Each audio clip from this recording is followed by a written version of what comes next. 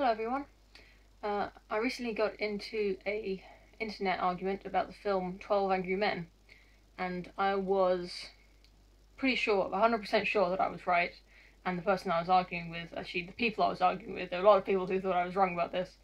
I was sure that I was right and they were wrong, and they were so sure I was wrong that I started to wonder if maybe I was wrong. So I'm going to outline my argument here for why the kid, who, as he's named in 12 Angry Men, the defendant in 12 Angry Men, really did kill his father. And I'm going to use my two A-levels in maths and further maths to prove it. I did a little bit of statistical analysis for those A-levels, and I'm a little bit rusty, but you don't need anything complicated. This is just the basics, okay? If you haven't seen 12 Angry Men, you absolutely should. It's a very good film, and the fact that the kid actually did kill his father does not undermine the fact it's a very good film.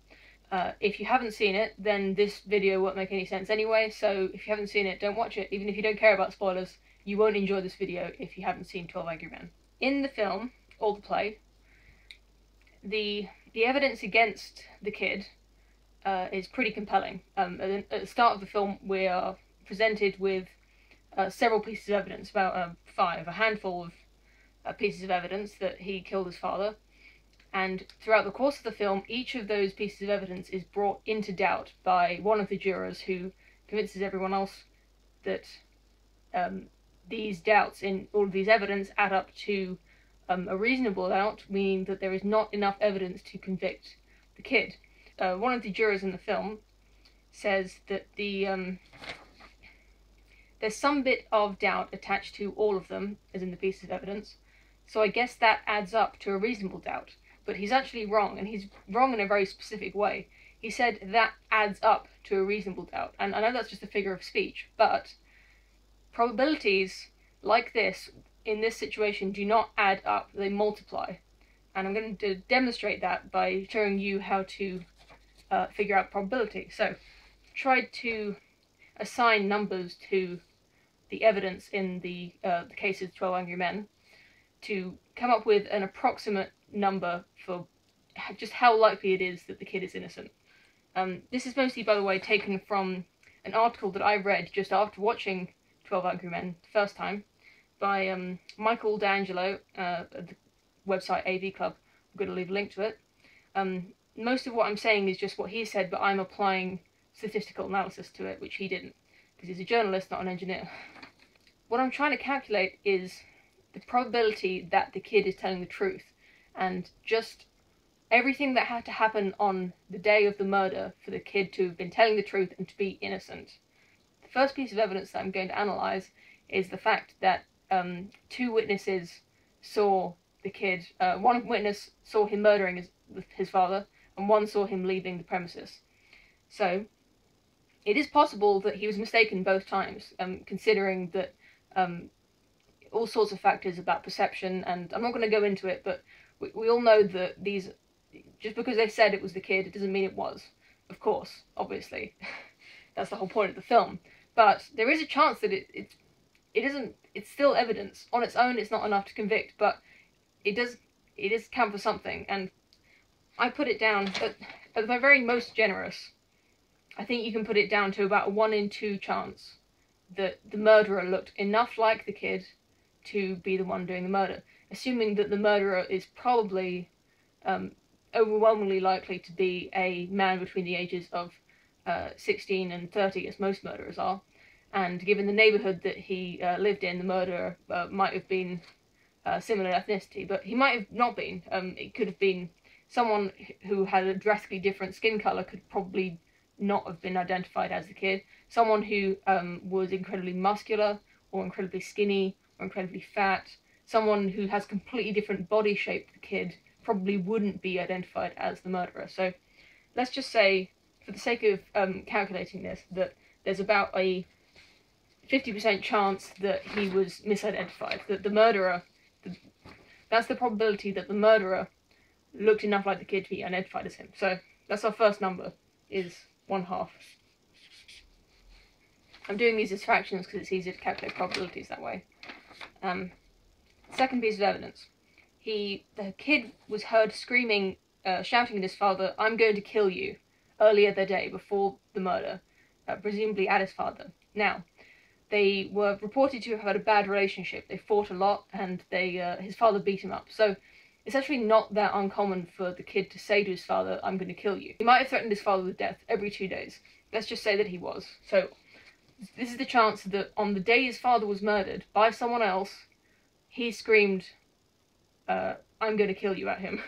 That's another half. The third piece of evidence is that after he got into the fight with his father, if he didn't kill him, his story is that he went to the cinema and watched some films, and he at no time met anyone who could give him an alibi.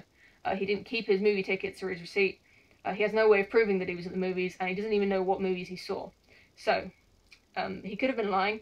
I think after getting in, it's a little bit of an odd thing to go to the cinema on your own, for one thing.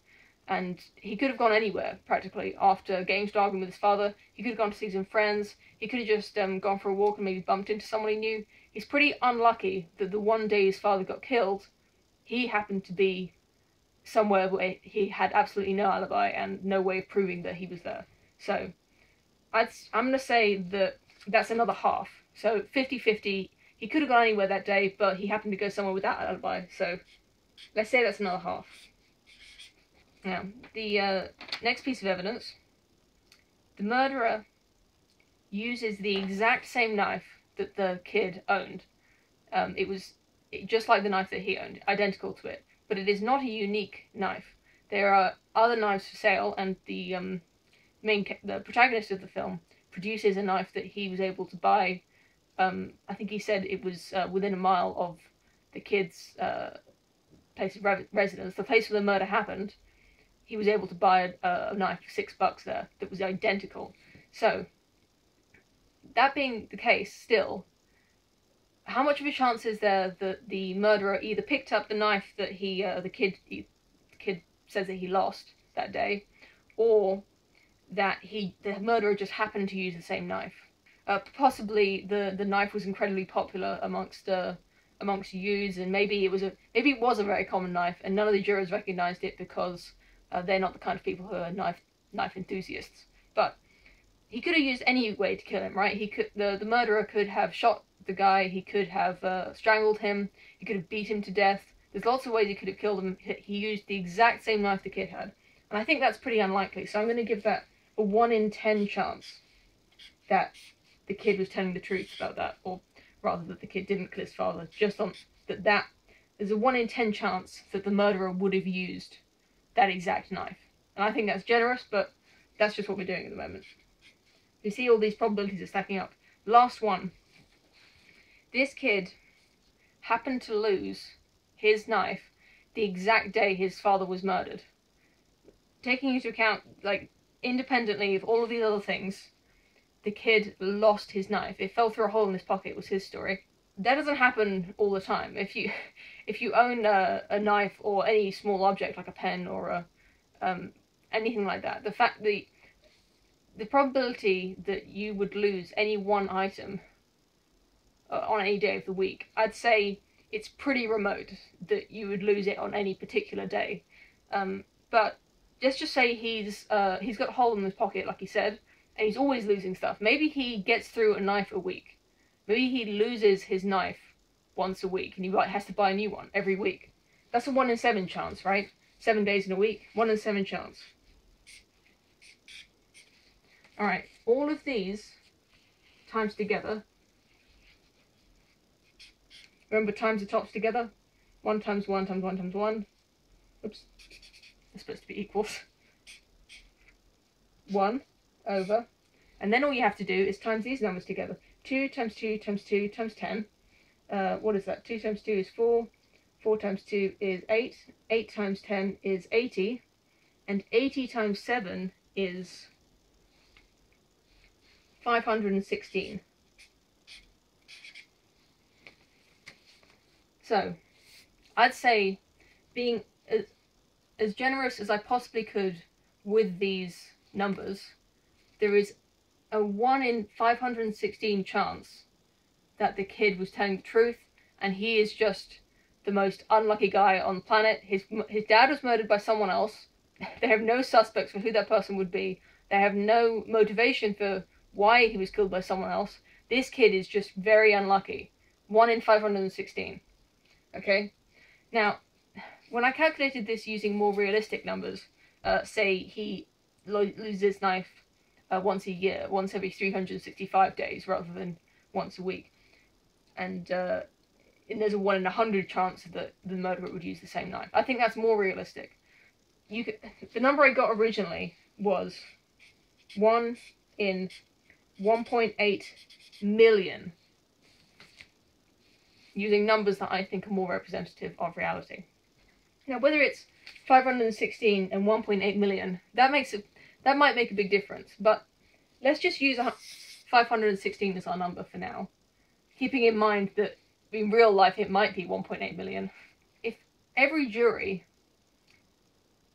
gave a not guilty verdict on a case that was about this remotely possible that the kid was not guilty, that means that for every one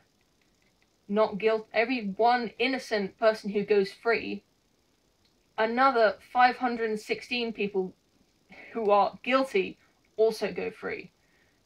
It's not just the kind of, oh, this kid goes free. You can't just think about the one who's going free because he might be innocent. You have to think about all of the guilty people who are also going to go free because of this.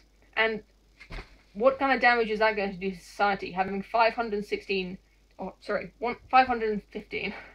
because one of them is innocent, 515 murderers, people who have committed murder, have gotten away with it. How are they going to behave when they get into an argument with their wife? How are they going to behave when they get into arguments in, with their son, or when they, if they're heavy drinkers? I mean, these are not people who are safe to have in society. The one who's innocent, it's great for him. I'm really glad that he gets to keep his life, and in the film it is life and death on the line, because there's a possibility that the judge will sentence him to death for a murder, and there's a 1 in 516 chance that he didn't do it. Obviously, this trial isn't going to come up 516 times, but trials like this will. The evidence isn't always good. Sometimes you do have to make a case out of circumstantial evidence that stacks and multiplies. Maybe it sounds like betting on a person's life, but you're also betting on the rest of the murderers who are actually murderers, who might go out and kill again. 516 is a pretty big number. 1.8 million is an even bigger number, okay? That could be 1.8 million additional murderers. Like, it won't be all at once. These would be spread over years and decades in cases, but if the social norm is to believe that this is a reasonable doubt, but 1 in 516 or 1 in a million is a reasonable doubt, you're gonna get a million more people like this. Maybe not all at once, but over the course of a century. It only takes one of them to be a murderer for them to have killed someone, and the person that you saved to be cancelled out. The people who have been saved, that is then reduced to 0. Just one person needs to be killed because these people were not in jail. That's up to you, ethically. And please, if you're a statistician or a mathematician, please tell me if I'm wrong about this and if I'm misunderstanding how statistics works. I don't know if I've explained it very well for people who don't understand statistics or haven't studied it, but I'm not very good at explaining things like that, so I hope this has been interesting for you anyway. Once again, I do really love the film. It's a great film. I know this isn't my normal kind of video, so let me know what you think of it. Yeah, leave some comments. I'll be interested to see what you have to say. Thank you.